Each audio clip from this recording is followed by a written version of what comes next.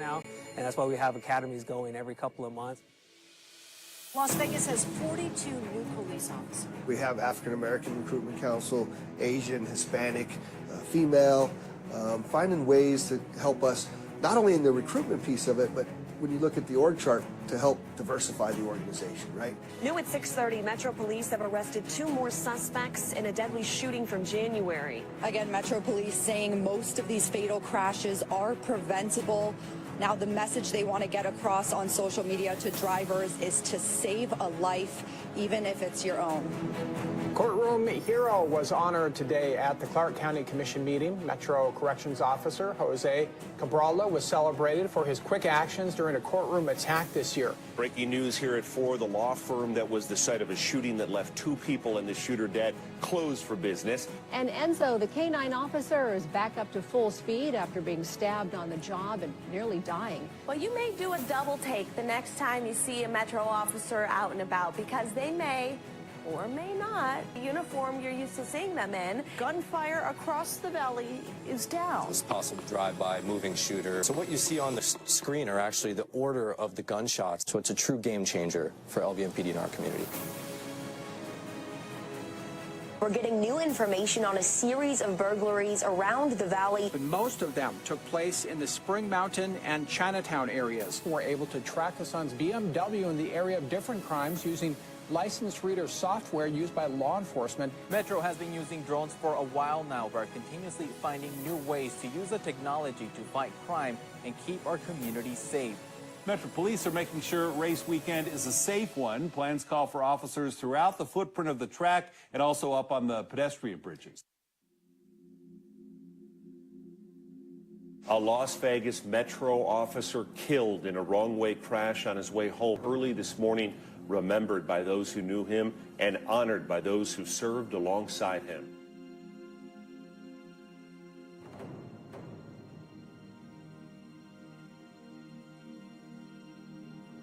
Just 2 weeks away from New Year's Eve, and Las Vegas Metro Police Department is making sure the city is safe in all aspects.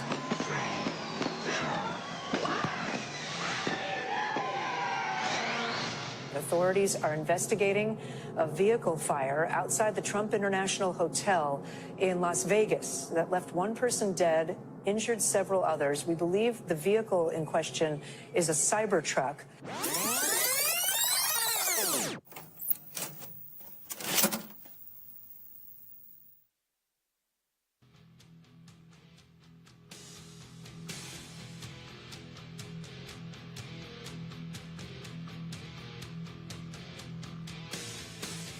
Ladies and gentlemen, distinguished guests, welcome to the 2025 State of the Department. Please welcome to the stage Las Vegas Metropolitan Police Department Sheriff Kevin McMahill.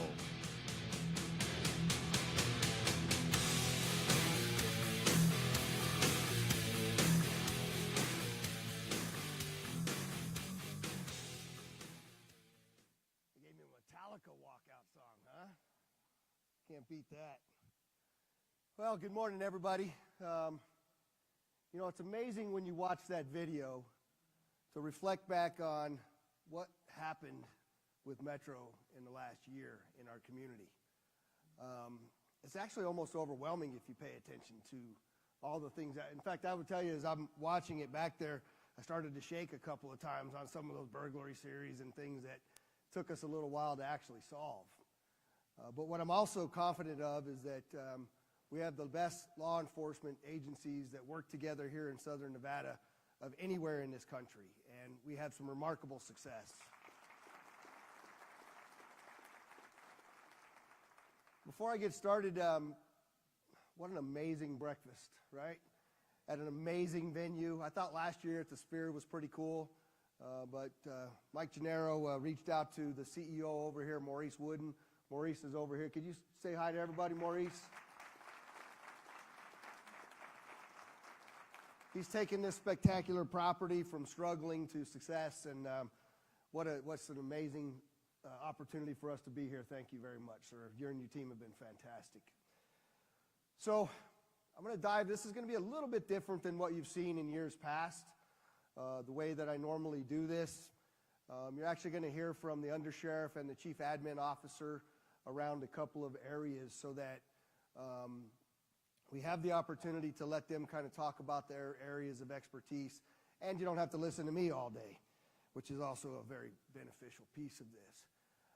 We also are blessed to have our friends from the City Council as well as the Mayor here, the County Commission, and many of my other elected friends. And so if you all would please stand and be recognized as well, I'd sure appreciate that.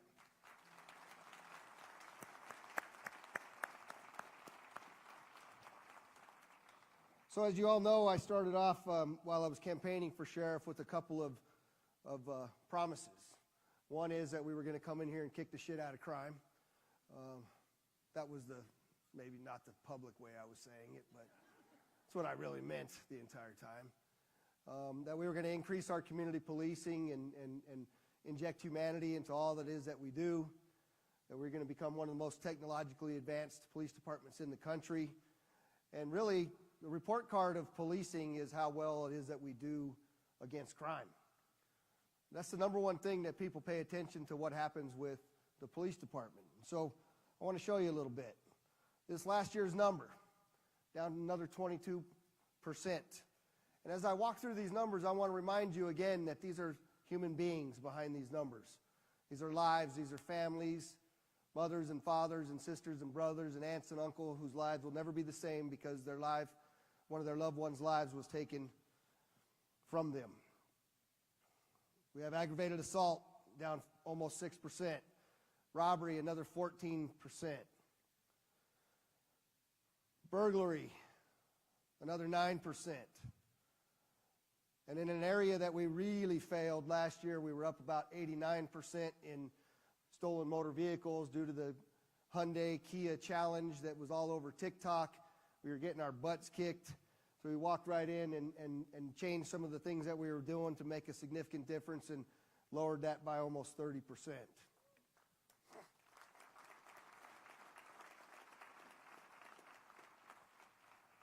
Since I've been your sheriff, those are the 2-year reductions that we've had in all of those major crime categories.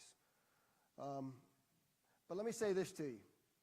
I know without a doubt that while I'm the head of the agency, and I get a lot of credit for that, the work that the men and women do, the leaders of this organization that go out and lead these men and women and inspire them and motivate them and ask them to move the mountains and to make a difference in the lives of our community, happens at the line level.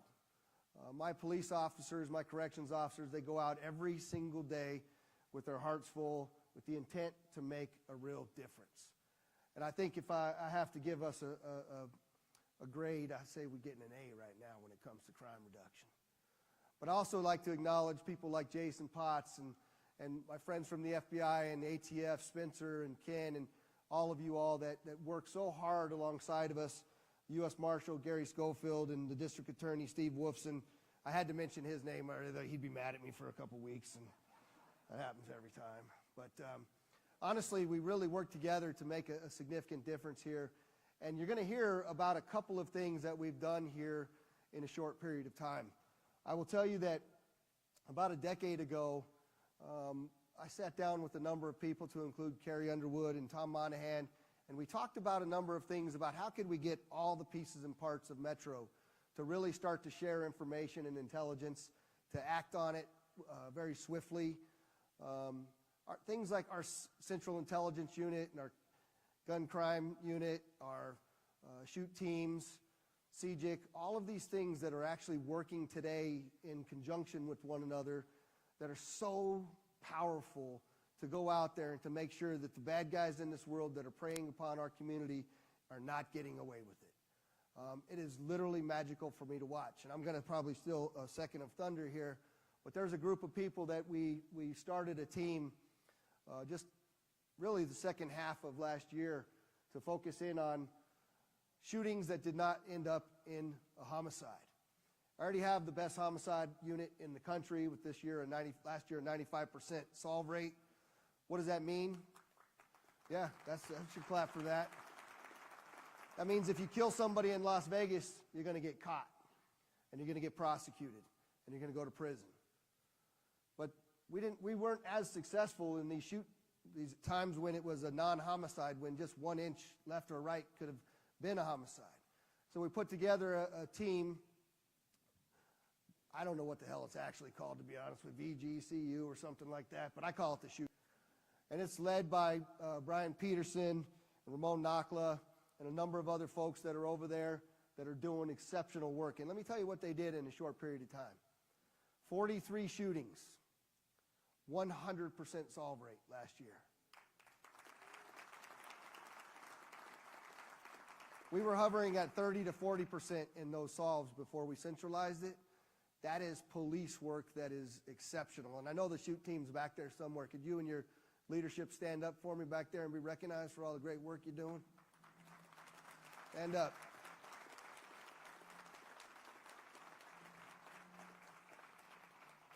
Amazing work.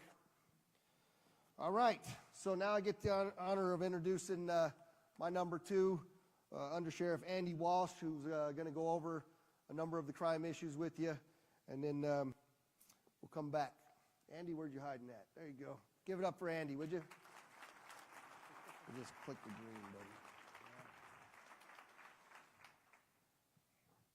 Good afternoon, or good morning, everybody.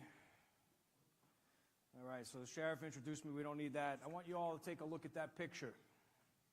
That's what a fatal accident looks like in our community. That's somebody who left home, driving to work, driving to their place of business, maybe going to pick the kids up at school. I want you to think in your head, how many times a day, how many times a week do you do that? That's what it looks like.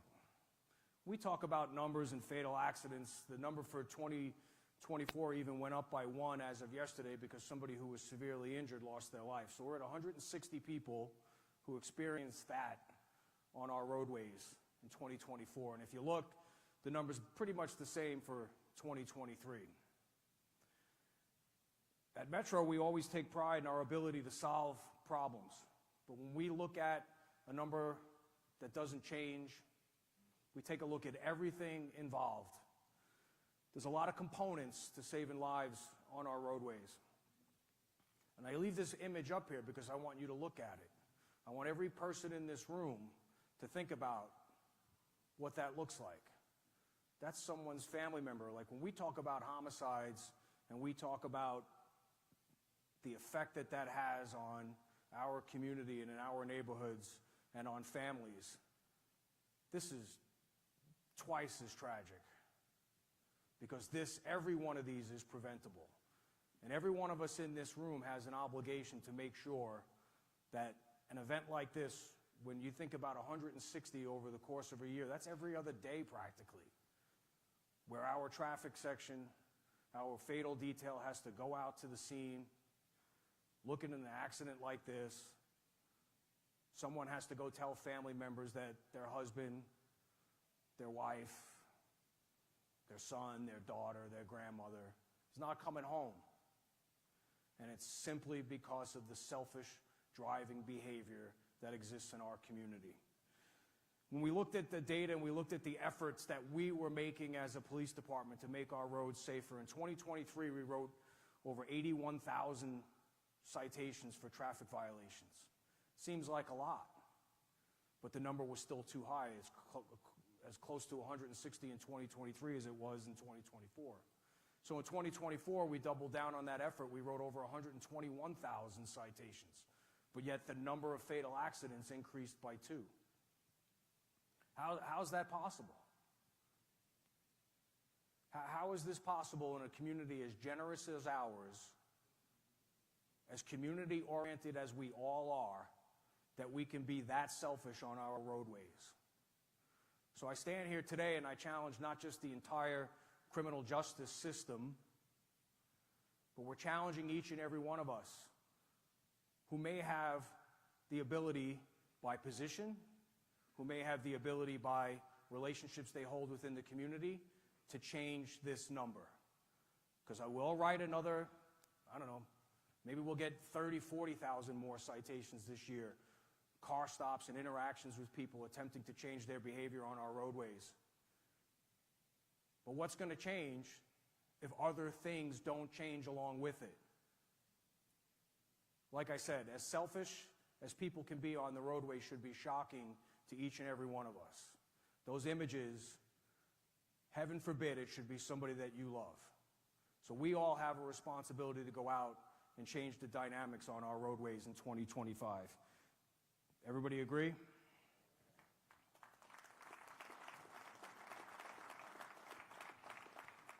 So one thing we talk about frequently at our police department is the use of force, and particularly officer-involved shootings. And you can see from the numbers that are on the screen, in 2020 we had 19, in 2024 we had 17, and the number bounces around 10, 14, in and around that 5-year period. And when we think about these events, these are events where our police officers responded to critical incidences where they felt their life or the life of someone else was in danger, and they chose to use deadly force. And when we think of our ability as an organization to reduce this number, we constantly challenge ourselves to come up with new and innovative ways, working with our community partners, listening to the feedback, to determine if there are ways where we can reduce officer-involved shootings and the use of force, particularly deadly force, in our community. This is an officer safety issue. This is an issue for the public. This is a thing that, as a concept, when we look at it, we constantly evaluate our tactics, our training, how we teach our leadership to respond to these events, the importance of supervisory involvement in these things. But it boils down to two key things: officer safety, keeping our safe, and keeping the community safe at the same time. Two very important factors. So when we looked at the number increase from 10 to 17 over the course of a year, and working closely with several members of the Sheriff's Multicultural Advisory Council, along with getting feedback from other members of the community, there's key things that we're going to do in 2025 in an attempt to increase our officer safety and reduce the number of officer-involved shootings. And there are 4 key components to the Code 4 principle training that's going to be taking place over the course of 2025. It's already underway since the year already started. But again, the goal is to reduce the number of officer-involved shootings. And there's 4 key components to that training. Obviously, de-escalation, something that we have been talking about at Metro since back in 2010 and even before then. How do we de-escalate and slow down situations? Information sharing. How do our cops share information not only on the way to the call, but when they get to the call? How does leadership communicate amongst themselves and then appropriately allocate resources? And then also, all of these things combined make us more proficient when we're dealing with these critical incidents. We know that supervisory involvement is the cornerstone to everything that we do in these critical incidents. But we also know that finding the time to train and training the right way is a key part to our success. So this year, in 2025, we've come up with these 4 principles of training, but how are we going to do it is the most important thing. You see, patrol squads in our agency get to train twice a month. And the philosophy change or the paradigm shift for this year is 12 times during the next calendar year, our patrol officers will be exposed to the subject matter experts, our tactical experts from SWAT, our subject matter experts in our reality-based training and our advanced officer skills training 12 times over the next calendar year. That's a change from twice a year. So we're going to substantially increase that number.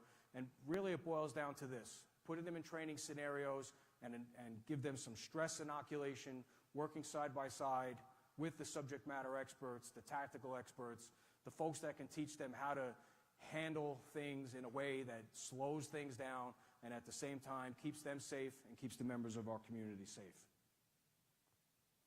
And these are some images of what the equipment and what the training looks like that these officers will be going through.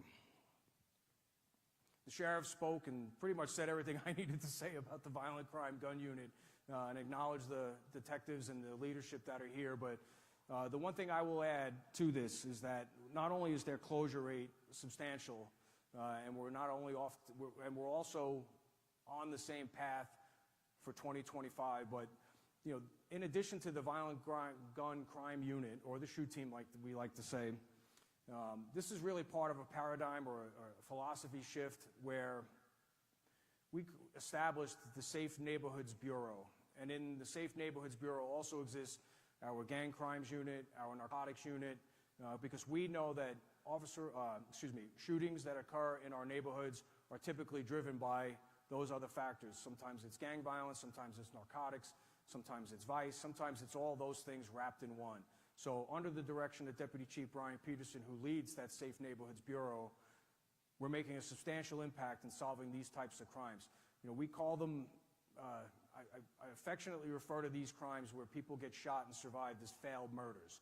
You don't shoot at another human being and only want to harm them. People are shooting at other people in our community with the intent to kill them. And by the grace of God, they survive. And our closure rate prior to this change seemed to bounce from year to year, where it was somewhere in the 30s, sometimes in the 40s. We've even gotten as high as in the 60s. But when we have a homicide closure rate that year in, year out is over 95%, the shift for us is that we treat each and every one of these shooting incidences like we do a homicide now. And we've handpicked and hand-selected the leadership of those teams. The detectives have been hand-selected by the leadership, and you can see the results of their work. And I'm telling you that they are making the world we live in safer. They're making Las Vegas a safe place for people to visit. They're making it a safe place for people to work. And they're making it a safe place for all of us to live.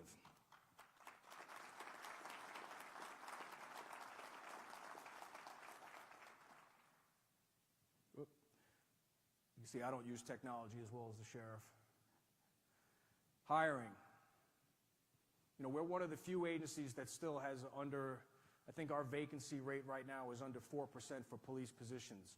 And if you look at that national news story that seems to be recurring over the last 5 years, where police departments in some cases are 50% vacant. I don't know how they do business with half their positions unfilled, but there's been a lot of work done in this area by members of the Las Vegas Metropolitan Police Department, by our finance section, by our recruiting section, to keep filling seats in our academy classes. But I would tell you that none of that would be possible without our partners at the City of Las Vegas, without our partners at the Clark County Commission, who continually support and fund our efforts to recruit, hire, and train new police officers, so that when you're out in your neighborhoods, you feel safe, you see a police car, you know that we're hiring. So do me a favor, go out and recruit, help us get that vacancy factor to zero over the next couple of years. But without the partnerships of our city and county government folks, we would not be in the position we're in today to have the number of police officers we have on our staff. So thank you to them.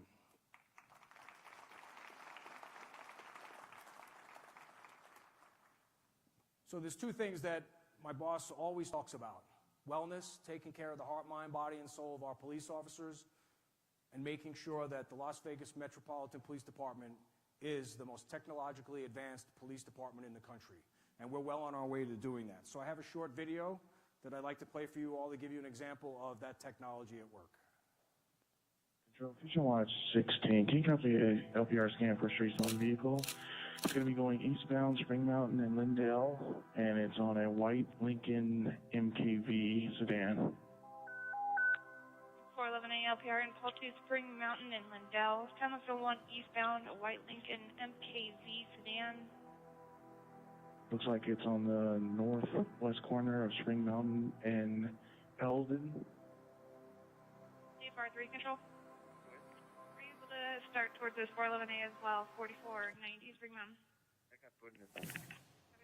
We're good. We have the passenger coming out. I think the driver's inside of the red Dragon. I think he just peeked his head out. Hey, Fusion Watch, before we go in there, did you guys see the driver by chance? That's a negative. U43, we're launching our drone now. The drone unit is here. Let's get him over here and try to see if this guy jumped into any of these backyards. He's going to be jumping, it looks right back onto Spring Mountain here in a second. He's behind the businesses. He's going to be behind the business in that back alley. Just jumped into the rear back there. He's going to be in between two houses just north of the business. So if everyone can see our drone, we have this strobe zone. We're going to fly directly on top of him, and then you can set your perimeter up from there. He doesn't know the drone's there. He's hiding under some trees in between two houses. Just now pacing in the back of the yard, now walking westbound again in the rear yard. He's going to be right on the other side of that wall. He's under a tree right now. DFR3 is now jumping the wall west. He's running along that yard. We're staying with him. DFR 3, he's now in that yard. Looks like he was about to jump out to where you guys are. Now he's running south and west over that other address. Now still in the rear yard. Keep moving west, guys. And now he's going to be possibly trying to jump the wall west again. He's climbing a ladder to jump west. You guys are directly in front of the house that he is on the east side of. He's now walking along the fence. Looks like south. So DFR 3. It looks like officers are going to be possibly out with him now in that rear yard. 4653, same street as before. Copy 4653, Drake. Taking custody. With the red. Copy, channel's clear, 2312 hours. And excellent job by us. We got one in custody. All officers are safe. Just let the WC know he's in custody. And 705, thank you. We're code 4.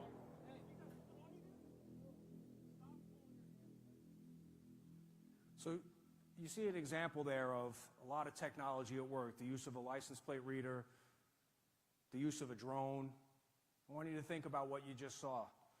In 2024, 2025, police officers no longer have to go out and go down dark alleys in between houses or trailers looking for a suspect. We have the ability, because of the advancements led by Sheriff McMahill, as a police department, to put a drone in the sky, tell us where the bad guy is, and then safely direct our officers to a point where they can apprehend the suspect.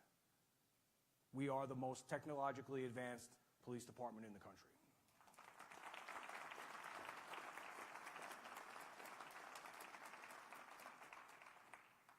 Now, as I get to bring the sheriff back up onto the stage, I get to show you an example of that technology firsthand, hard at work. All right, guys, it's all yours.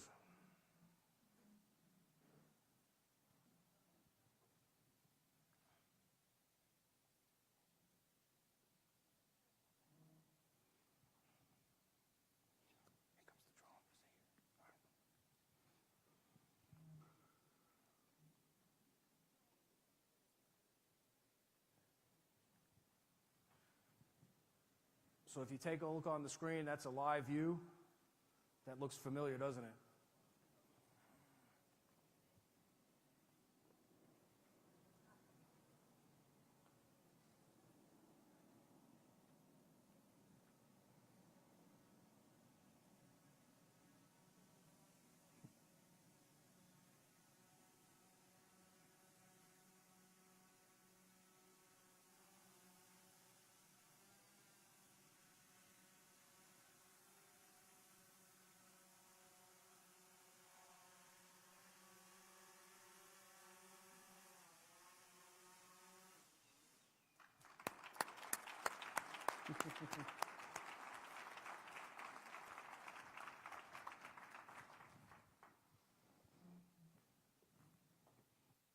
So I walked by the drone guys this morning and said, don't screw it up. They had a little bit of pressure. So I thought they were going to fly all over the room here, but maybe they got a little nervous. Great job.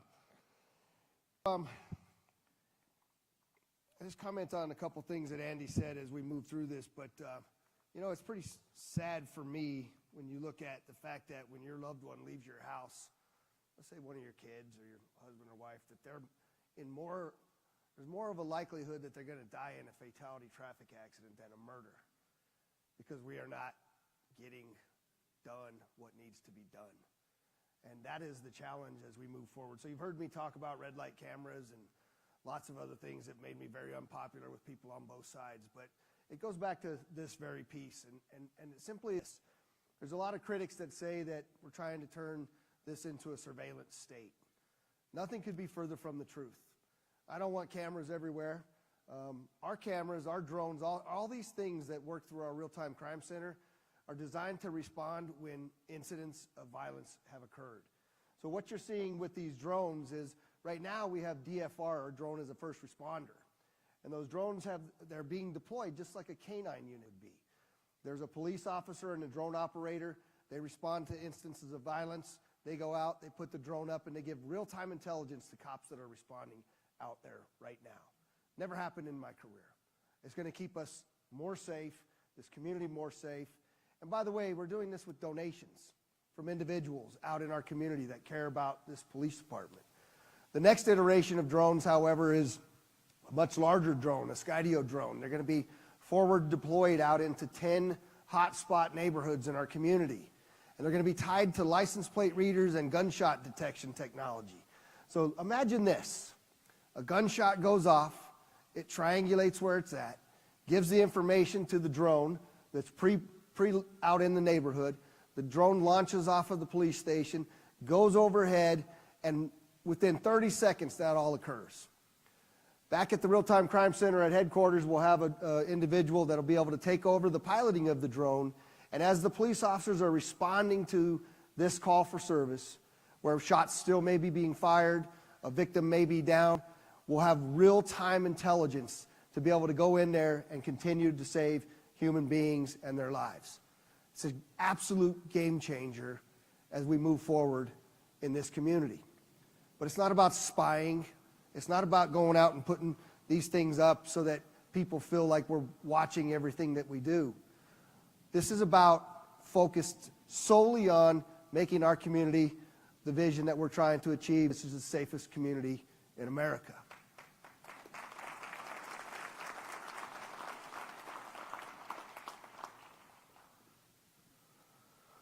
So that's what some of those drones that are going to be pre-positioned look like.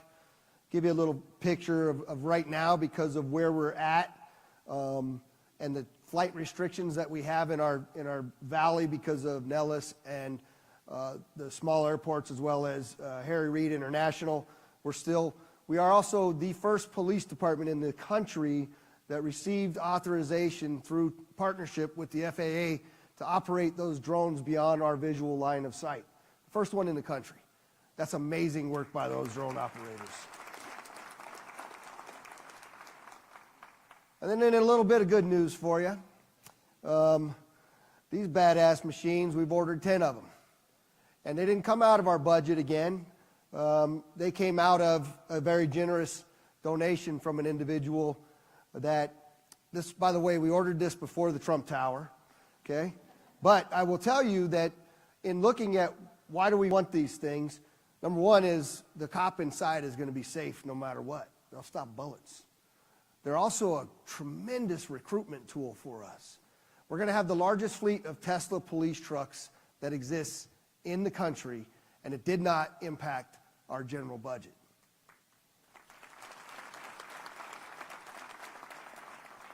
In fact, we have a couple folks that are flying down to California, I believe Thursday or Friday, to check in on the status of these things as we get them. But you can expect, imagine when we're out and we're charging these things and these officers are going to be approached by people all over the community to see this thing. It's an opportunity for that injecting humanity to increase our partnership, to increase understanding, to develop relationship, all those things that we've talked about.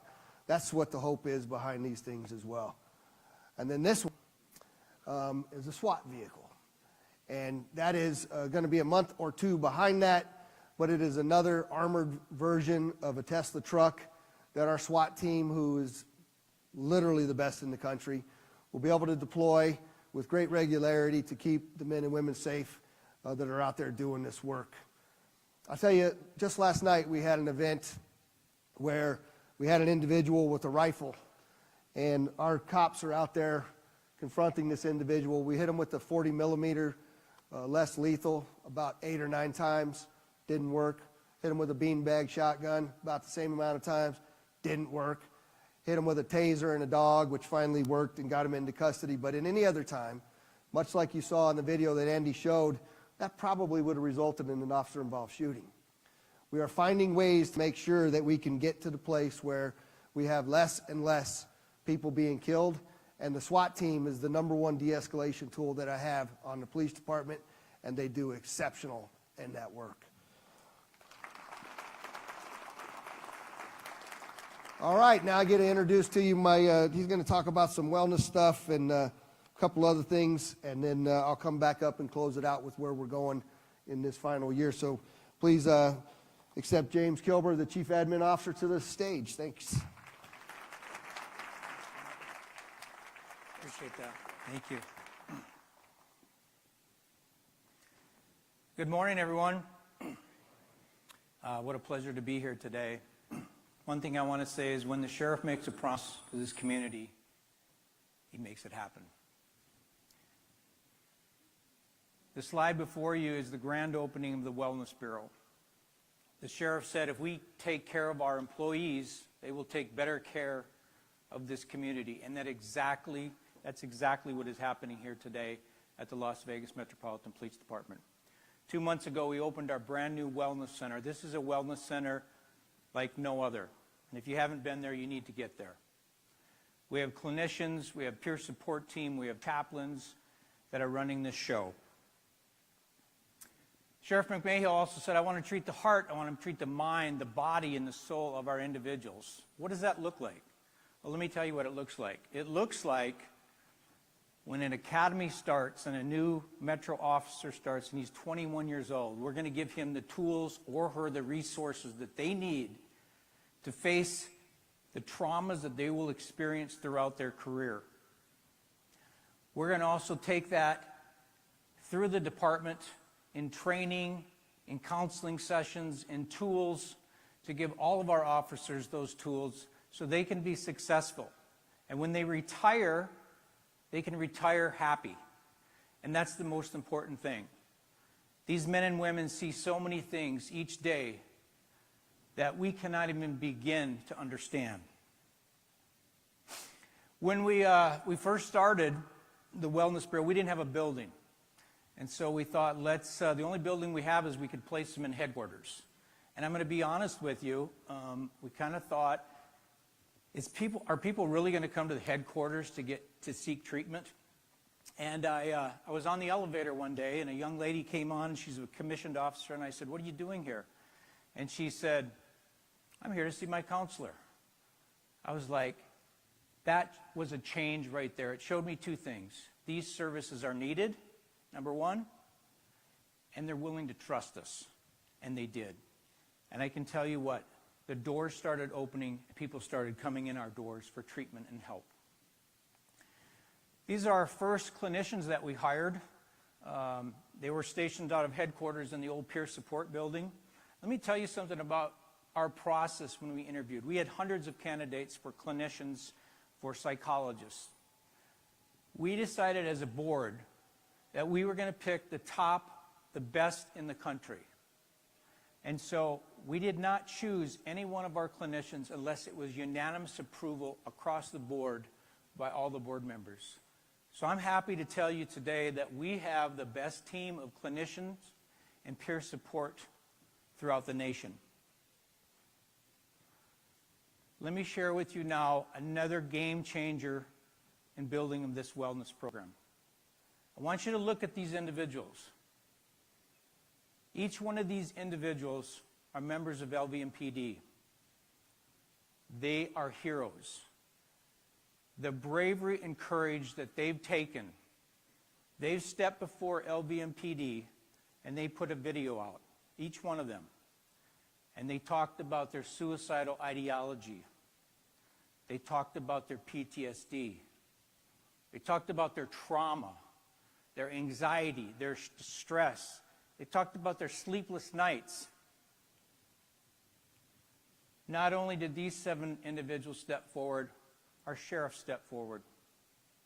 And he shared a story about the suicide of his brother and the trauma that caused him. Ladies and gentlemen, this is the leader of our organization, willing to stand up and tell everyone at times it's okay not to be okay. But we have the resources now to help with these issues. One other story I'll share with you right now is when Sheriff was a young cop on the streets, and he shared this story with us, and he said, he said, I went to a call, and a guy had a shotgun in his hand. And I did everything I could to save his life. And he blew his head off in front of me. This is the pain, this is the trauma that our officers see every day. So here's part of our team. And first off, the young, handsome gentleman there in the front is Dr. James Tenney. Dr. James Tenney, where are you at? Can you stand up for a second? There he is. He is our director of our Wellness Bureau. He's a psychologist, and it's been just great to have him. But this is our team of clinicians, our team of peer support people that all work together day in and night to make sure everyone's safe in this agency. We treat all family members, we treat all employees, and we treat all retirees. It's free, it's accessible, and most importantly, it's confidential. Just another look. I have to point out Jimmy, the wellness dog. That's Sheriff McMahill's favorite employee. And but anyway, right now our clinicians are seeing over 425 visits per month. That's incredible. 425 people are coming to help per month because they need help. Anyway, I have to say about this team, and when I look at this team up here, I want to add in the chaplains that help us, the health and safety people that are in the room here today. It takes everybody to come together. This team works 24/7. When there's a crisis, they're out. They're out on the briefing rooms. They're out on officer-involved shootings. They are there to lend a hand. So our peer support team, we have 6 peer support staff who go out. With peer support and our chaplains and our health and safety, we go out about 1,000 times a month. We make contact. Either it's a phone call, it's a visit at the hospital, anything that our employees need to make sure they don't fall through the cracks. Manager Joe Hearns of our peer support team, we're going to give you a tour of our Wellness Bureau.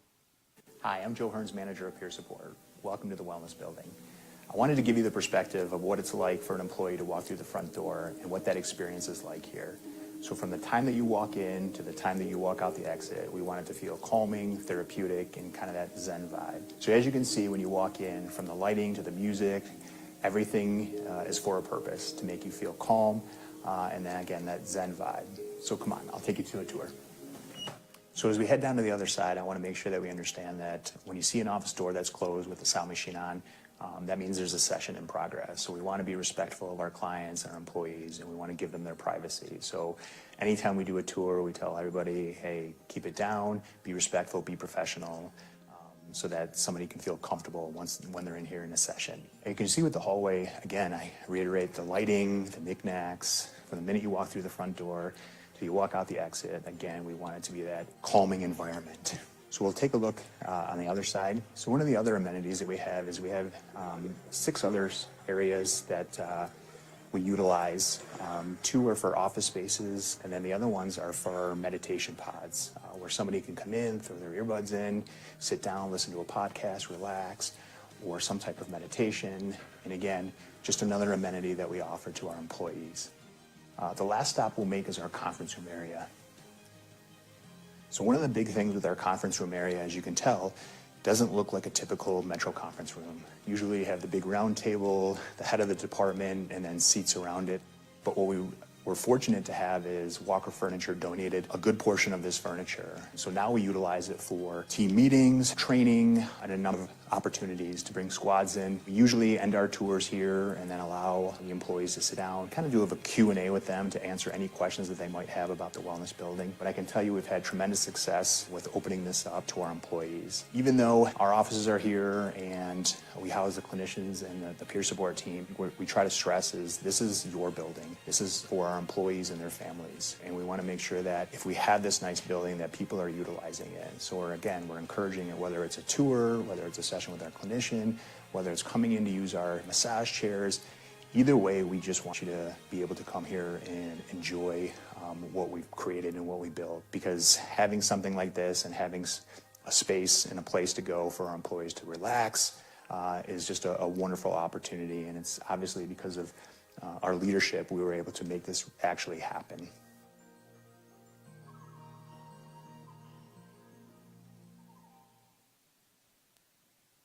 So if you haven't, thank you. So if you haven't seen our Wellness Bureau, please get out there. I also want to shout out to the captains, lieutenants, and the sergeants that are taking note and taking that extra time each day to look at their employees observe them, and see if they're having a good day or a bad day. It's very important that everybody's engaged in building this wellness center. First responders. We cannot forget the first responders in our community. They are the heroes. They're the ones running into the danger. We cannot forget them. I want you to look at these four faces, the smiles, the innocence. This is the face of Metro when we began. Now imagine 30 years of service out on the streets, seeing homicide after homicide, traffic fatality, suicide. They have to rush to these calls each and every day. How many times do you think you could have to deal with that in your mind before you were affected? These are kids.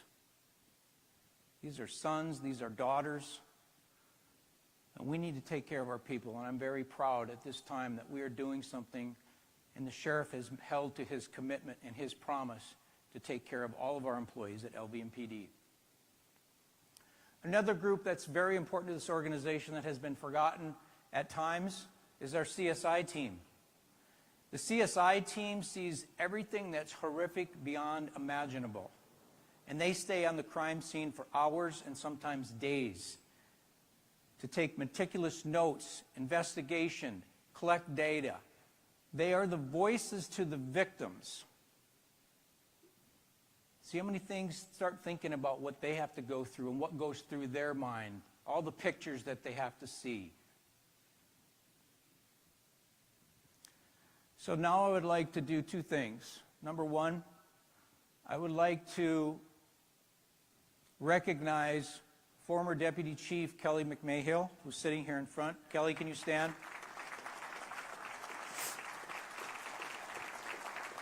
And I want to do that because Kelly had a vision 8-10 years ago and wanted to bring this to Metro years ago. And for various reasons, we never got there. But with her vision and Sheriff McMahill's vision, his passion, and how he executes, we got this done. We need to keep this going because let me tell you something. I'm tired of talking about suicides, and I'm tired of going to funerals.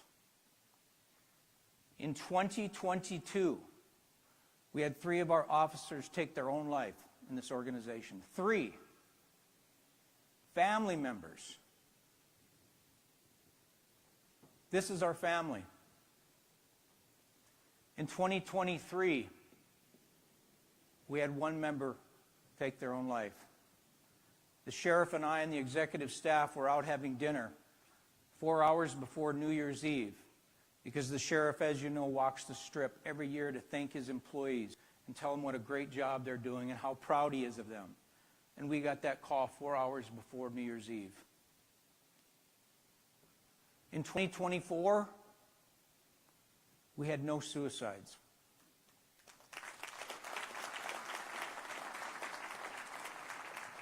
This program is working. It's the best in the country, and I'm honored and proud to work with this team. Other heroes in our organization are 911, 311 call takers. Who do we call when we have an emergency? Pick up the phone and we call 911, and we expect an answer, and we expect police officers on site immediately. This is a very, very important group that we've left out over the years, but not anymore, not under the direction of Sheriff McMahill. The Communications Bureau in 2023, when he took office, was 50% vacant. 50%. We are now 100% fully staffed.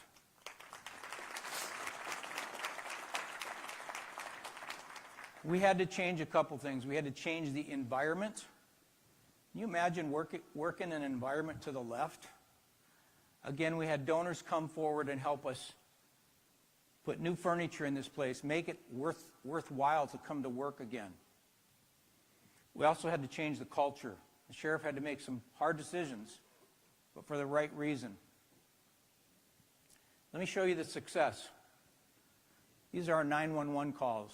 If you look to the left of the screen, our TSF was 41% back in June of 2023. Now, what does that mean? That means that we answered only 41% of our calls in less than 15 seconds. Terrible.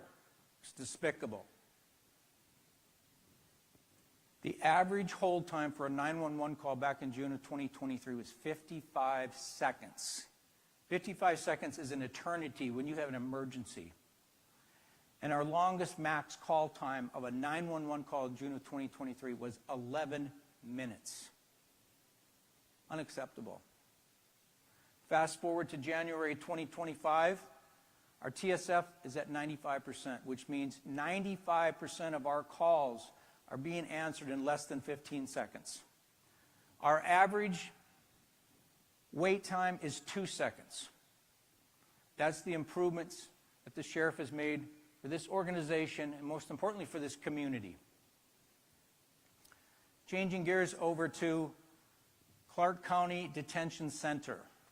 The South Tower was built in 2002, and we are doing a major renovation which is only going to help the inmates and will also be helping our employees.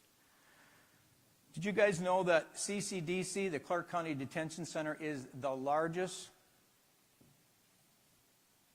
mental health facility in the state of Nevada? It's also the largest addiction center in the state of Nevada, and it's also holds the largest population of unhoused individuals. So what are we doing? What are we doing about this? Well, we know we can't arrest our way out of these problems. We have to address them. In December of this last year, we brought in a new medical team to take care of all of our inmates. In addition to that, we have a program called DSD Cares. Each month we bring in resources from out in the community. We bring in the housing department. We bring in rehabilitation services. We bring in mentors. We bring in anything that you can imagine that these people need to get them back on their feet. And that's the goal, right? We don't want them to be back in our jails because that means they're committing crimes. This is a SMART program. This is a 60-bed facility to help address the mental illness that is in our jail system. Again, to help people with mental illness, to help them, to give them an opportunity, a chance to get back on track. This is what your sheriff is doing. And last, the Nevada legislature passed a bill where inmates can vote. And this past year, we had 200 to 300 inmates in our jail exercise their right to vote. Moving forward real quick on the exciting things, the expansion that we are doing right now. This is our current area command. It covers the whole valley. We are expanding. We're expanding the Hollywood area command, and I want to thank the county commissioners here for this help, this huge project. We're expanding into the east. This new building will be located at Sahara and Hollywood. Very exciting. Also, we're moving to the northwest side of the valley. This is our current northwest area command. We're expanding into the northwest and building a new substation. Thank you to the city for all that you've done for this. Shout out to the city, Sky Canyon, moving forward to protect the needs of this community and expanding our public safety.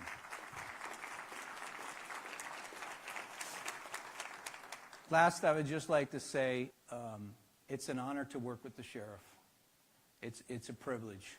When he makes a promise, it happens. I'm so proud and incredibly proud of our wellness team, all of our officers, and everyone of this organization.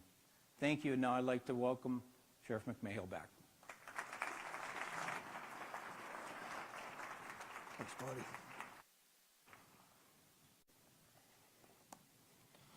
James did a pretty good job there. I know he was stressed out about coming up here and speaking in front of everybody, so.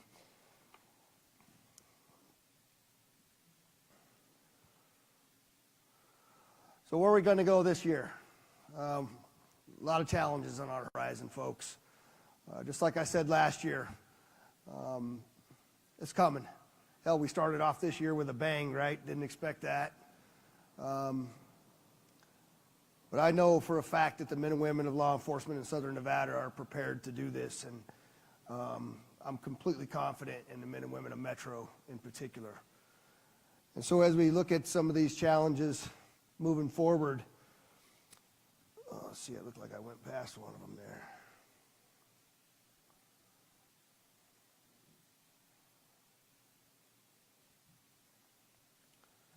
Oh, maybe not. All right. These are headlines, not so great headlines.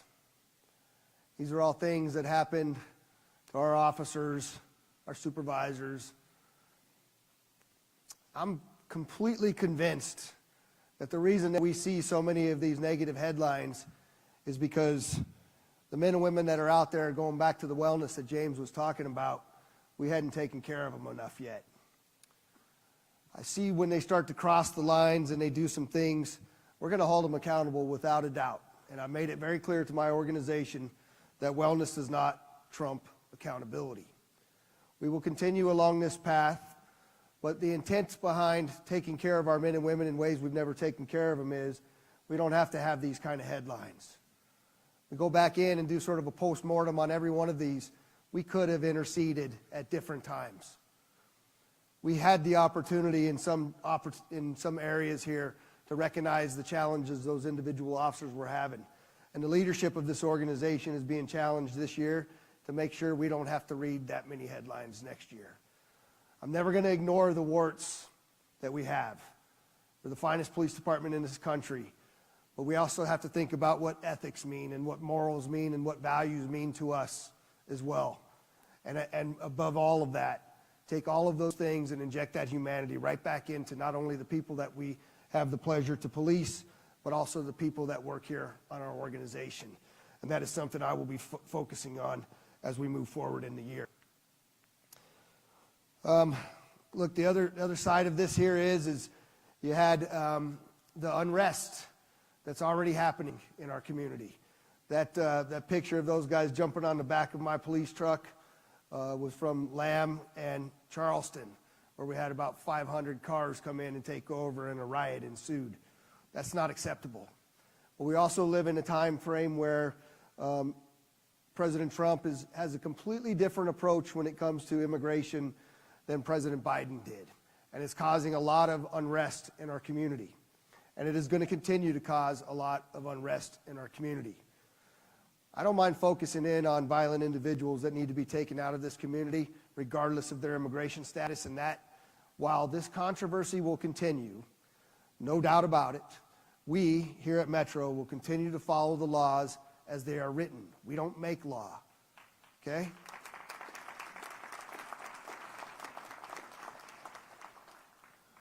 Listen, the top right is dollars and cents. Every last one of us, from the city to the county to the lawsuit of $34 million that Metro was just held accountable to for something we really, quite frankly, shouldn't have been held account to.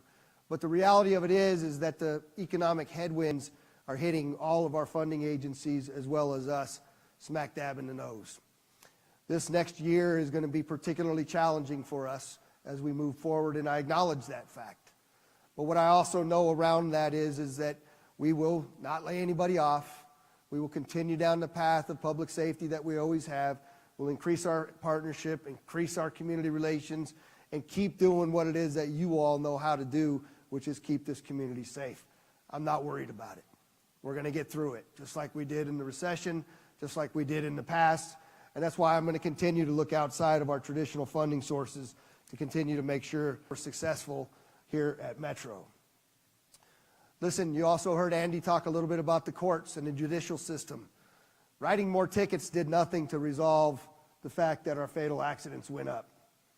We got to start tracking what is actually happening with these tickets. This non-criminal aspect of traffic citations was an experiment that, if you ask me, has failed. People are not being held accountable, period.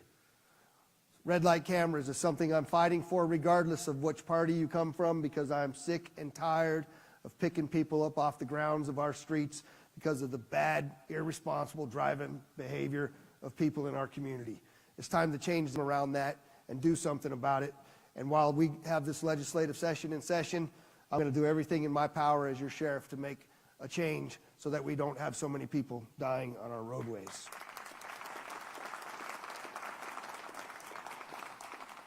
All right, so what's the goals? You just heard me talk all about the traffic cameras. I don't know what the hell that is. It's a video? Okay, apparently it's a video.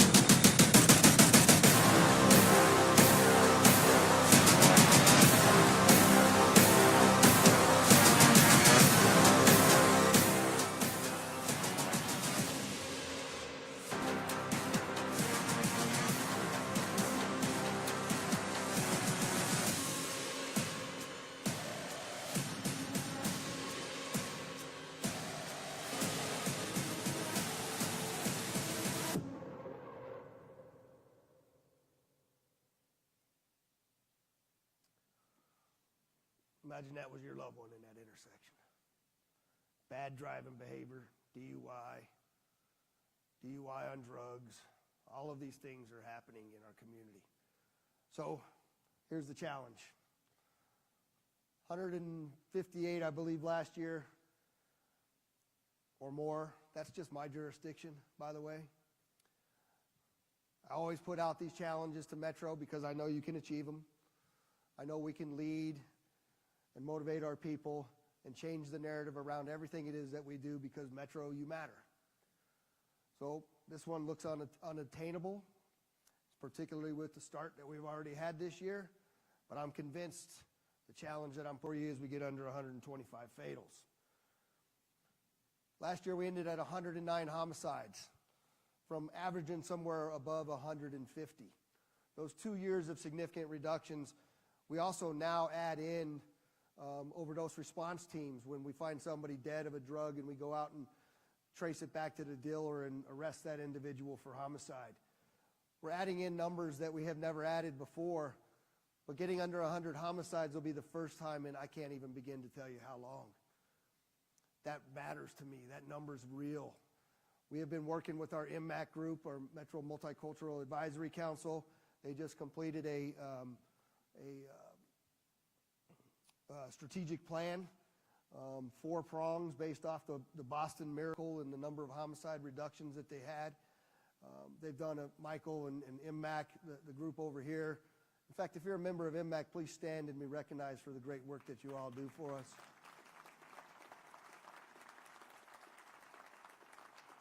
These are all people that come together once a month to tell me where I'm not getting it right and how we can get it right.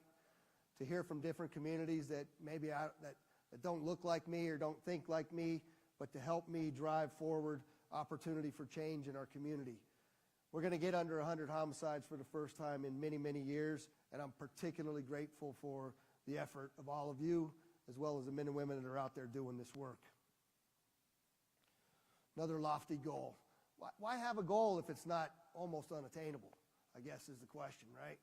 Because you have to work for something. You have to constantly have your leaders motivated with the idea that, man, we're not close to where we need to be. We've got to change it up, change it up, change it up to get there, to believe in it. I believe in my people. I believe we're going to get this 50% reduction in officer-involved shootings. It's also very exciting. Our second building of the Reality-Based Training Center should be done here in just a couple of months. Another thing built outside of the budget, over $35 million to complete those 2 buildings, to give the best training on this planet to our police officers so we can get to places like a 50% reduction in officer-involved shootings. And there's my multicultural committee.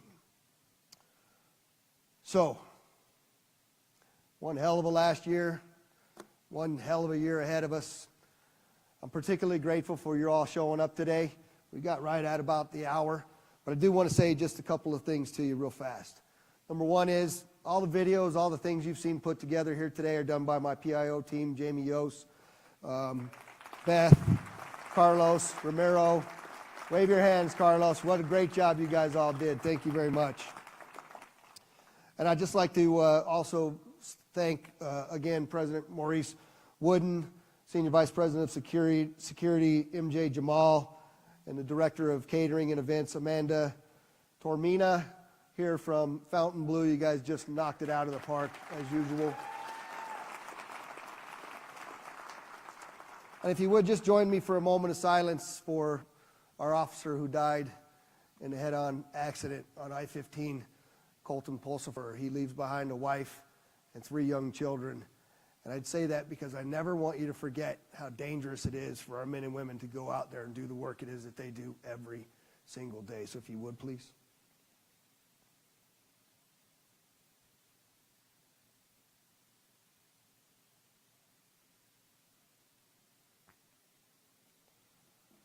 Thank you.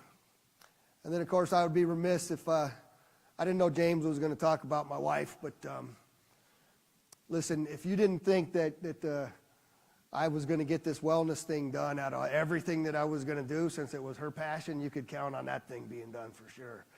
Every day I went home, she made sure to tell me. But my family, my daughter, my son, who's on the job here, thank you very much for all it is that you do to support me as being the sheriff, all the long days and nights that I'm gone, and I love you all, so thank you very much.